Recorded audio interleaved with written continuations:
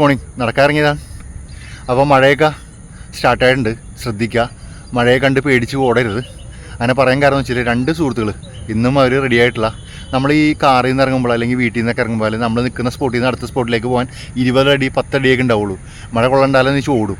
ആ ഓട്ടത്തിൽ വീഴുന്ന പരിക്കുണ്ടല്ലോ, അത് നമ്മുടെ ജീവിതം അവസാനം വരെ ഉണ്ടാവും. അതുകൊണ്ട് ശ്രദ്ധിക്കുക.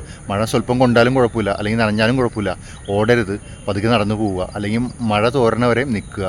അത്രയും എനിക്ക് പറയാനുള്ളത്. കാരണം അത് മാരകമായ പരിക്കാണ്. ചിലപ്പോൾ നടുവിനൊക്കെ നല്ല പണി കിട്ടും.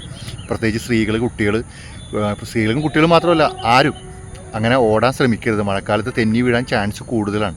അങ്ങനെയൊക്കെ തെന്നി വീണ് വീട്ടിൽ ബെഡിൽ കിടക്കാൻ ഒരുപാട് പേര് ഉണ്ടാകും നമ്മുടെ ഈ നാട്ടിൽ. അപ്പോൾ മഴക്കാലം സ്റ്റാർട്ടായതിൻ്റെ ലക്ഷണങ്ങൾ കാണിച്ചു തുടങ്ങി. അവിടെയൊക്കെ ആയിട്ട് അപകടം സംഭവിക്കുന്നുണ്ട്. പ്രത്യേകിച്ച് വണ്ടി ഓടിക്കുന്നവരൊക്കെ ശ്രദ്ധിക്കുക.